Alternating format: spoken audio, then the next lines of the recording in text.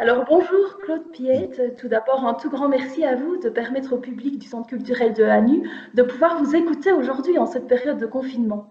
Vous avez été vous-même animateur de ciné-club pendant de nombreuses années et toujours actuellement vous êtes conférencier, hein. C'est pour ça que vous êtes habitué des salles de cinéma et des salles de conférence. On voudrait bien en savoir plus à votre sujet puisque le principe c'est de rencontrer des experts, des personnalités du monde culturel, mais également des partenaires. Et vous, vous êtes les deux. Alors, est-ce que vous pourriez nous décrire en quelques mots votre lien avec le Centre culturel de Hanu? Comment est-ce que vous avez rencontré l'équipe et qu'est-ce que vous faites hein, dans les projets? Comment participez-vous au projet du Centre culturel de Hanu? Oui, je suis, comme vous l'avez dit, je suis d'abord animateur culturel de ciné-club et aussi animateur conférencier. Et c'est un des premiers liens que j'ai eu avec le centre culturel, en tout cas en tant que participant, puisque j'ai donné une conférence sur le cinéma belge il y a quelques années à la salle de l'Académie. Et puis une autre, comme vous le savez, sur l'adaptation du roman au cinéma l'année dernière. Et puis je suis toujours animateur de ciné-club, pour autant qu'il n'y ait pas de confinement, pour la preuve, dirais toujours. Donc je continue ces deux activités dans différents lieux et aussi, c'est pour ça qu'Alain Broncard m'a demandé de faire partie du comité d'orientation et aussi d'aider à la mise en place du ciné-club dont vous vous occupez depuis 2 ans déjà Oui, oui. à Anu. Et je crois que c'est une excellente initiative. On a eu l'occasion de faire partager au public quelques rencontres avec des cinéastes. Je crois que c'est très important et j'espère que tout ça pourra continuer bientôt. Eh ben, merci Claude pour cette première réponse, hein. On l'a compris, vous êtes passionné de cinéma, c'est pour ça qu'on vous surnomme un petit peu Monsieur Cinéma, le Monsieur Cinéma de Hanu Ouais. finalement. Mais quelles sont vos autres passions, surtout dans ce climat de confinement? Comment est-ce que vous occupez vos journées? Quelles sont vos passions actuelles? Mais il y a eu pas mal de, enfin, sans être à plaindre, il y a eu quand même pas mal d'interruptions parce que non seulement je pratique le cinéma en tant qu'animateur, mais aussi je fais du cinéma avec des amis, pensionnés comme moi d'ailleurs. On a une SBL, on travaille pour la VIC notamment, et on avait un gros projet qui était en cours actuellement et qui a dû s'interrompre justement dans la pratique de ces vidéos. Mais j'ai eu l'occasion avant tout ça aussi de faire des vidéos sur Anu, ce qui m'a permis aussi paradoxalement de mieux connaître ma commune et qui m'a permis de partager une autre passion actuellement, en tout cas si c'est la marche, et découvrir les lieux d'où on habite. Et pour le moment, c'est particulièrement important. Et si je peux donner un conseil aux Hanutois, c'est de pratiquer cette marche locale. Parce qu'il y a de belles petites choses. On croit qu'il y a toujours moyen de découvrir un bois quelque part, ou un morceau de forêt, ou une rivière à suivre. Il y a quelques beaux petits endroits comme ça à Anu, Tout à euh, fait. ou tout près d'Anu. Voilà. Euh, Alors, bon, ces temps de loisirs forcés favorise aussi la lecture. On a de la chance d'avoir un beau temps et un petit jardin, donc ça permet aussi d'être dehors et de lire, ce qui est un autre plaisir que j'ai beaucoup aussi.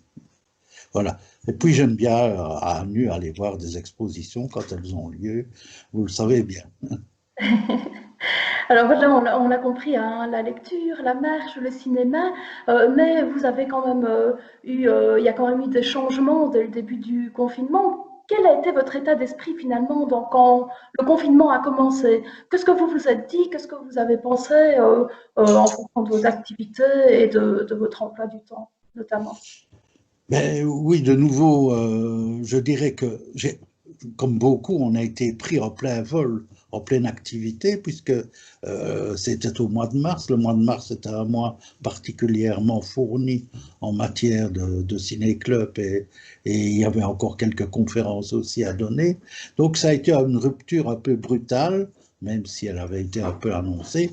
Je dis tout de suite, ce n'est pas économiquement le problème, mais c'est surtout le fait de se retrouver comme ça du jour au lendemain chez soi, en plus en étant un peu à risque aussi, vu l'âge, et de ne plus voir ses proches aussi, les amis, la famille, évidemment, les petits-enfants qui grandissent sans nous, voilà.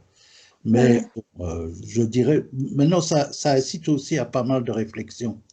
Il y en a une que je voulais vous faire partager, c'était celle qui m'a déjà frappé, mais j'ai eu le temps d'y réfléchir un peu plus, c'est qu'on vit dans une société du trop, pour moi. On produit trop, on a trop de choix, et je l'applique même au cinéma.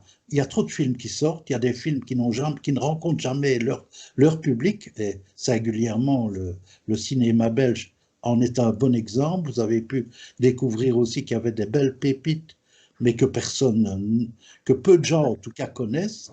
Et je pense qu'on est dans le trop. Et aussi, on va chercher des choses trop loin. Bon, l'exemple connu, c'est évidemment les légumes qu'on fait parvenir par avion ou les fruits qu'on fait parvenir par avion pour avoir des choses, même dans les saisons qui ne conviennent pas. Mais ça peut s'appliquer au domaine culturel aussi. Est-ce qu'on n'a pas un excès de consommation aussi, un excès de choix en tout cas? Voilà. Plus essayer de se reconcentrer là-dessus aussi. Voilà. Ben, merci d'avoir partagé cette réflexion hein, tout à fait positive avec nous. Est-ce que vous-même, vous avez des projets pour après le confinement, donc pour cette période d'après? Là, on annonce un déconfinement progressif, mais vous, personnellement, qu'est-ce que vous imaginez pour la suite? Mais en ce qui me concerne, je pense que comme ce ne sont pas des activités qui drainent énormément de public, il y a toujours moyen de continuer dans le même domaine. Je pense l'animation de ciné-club, ce n'est pas, il y a moyen d'avoir peut-être moins de personnes ou de faire deux projections successives du même film, par exemple avec un accord avec le distributeur pour ne pas payer les droits deux fois. Il y a des solutions qui existent. Alors si je prends ma pratique de la vidéo, évidemment, pour le handicap, c'est un peu particulier, je ne suis pas compétent pour m'exprimer, mais je pense que des vidéos comme celles qu'on a fait sur Anu peuvent très bien exister, même si on ne rencontrera plus des manifestations comme celles qu'on a fait, comme les 24 heures puzzle auxquelles je pense, par exemple, qui drainent beaucoup de public et bon, de manière difficilement confinable, pour, Tout à fait. excusez-moi du néologisme. Vous parliez hein, des vidéos que vous avez faites sur Oui, la ville de Hanu. Est-ce que vous pouvez nous en dire un petit peu davantage? Parce que c'est un projet quand même d'une grande envergure. Vous avez filmé notamment les marchés hein, oui. à Hanu. Est-ce que vous pourriez nous en parler un petit peu? Ben, oui, enfin, on en a fait. J'ai été frappé, ça m'a permis aussi une meilleure connaissance de la ville, de voir son dynamisme aussi. Il y a pas mal de choses qui existent, qui sont organisées. Je pense aux marchés artisanaux aussi. Je pense aux collections de boîtes lithographiées qu'on connaît peut-être moins à nu qu'à l'étranger. Il y a pas mal de choses. Les 24 heures puzzle, c'est une toute belle activité, je trouve, et qui a en plus un objectif social. Euh, et puis, il y a un sens de la fête aussi qu'on a rencontré. Bon, ça paraît un peu paradoxal maintenant parce qu'on a eu l'occasion de filmer pas mal de manifestations ou qui entraînaient du public, comme la fête de la musique ou le 21 juillet, par exemple, qui est très festif et pas du tout conventionnel non plus à nu. Tout ça est visible sur YouTube d'ailleurs, ça fait un peu historique maintenant, puisqu'il y a beaucoup de gens dans les vidéos, donc voilà. À mon nom, Claude Piette, ou sur Vimeo, pour ceux qui possèdent Vimeo, au nom de notre ASBL autour de nos images. Voilà. C'est une publicité gratuite, mais euh, la vision est gratuite aussi. Tout à fait. Ben, on encourage évidemment les citoyens anutois et tout notre public du centre culturel à aller visionner ces vidéos qui nous donnent vraiment un panel de ce qu'on peut retrouver donc, dans la ville de Hanu. Alors, pour terminer, pour clôturer, Claude Piette, est-ce que vous auriez un message à adresser à notre public du centre culturel de Hanu ou un conseil, vous l'avez dit, plusieurs petits conseils culture. Est-ce que vous avez d'autres conseils à donner à notre public?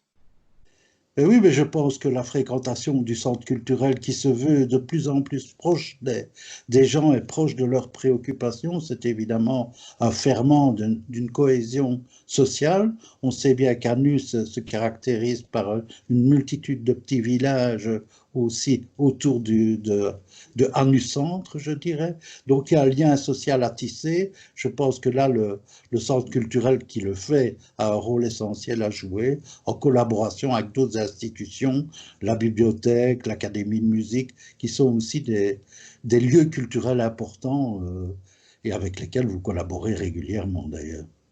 Tout à fait.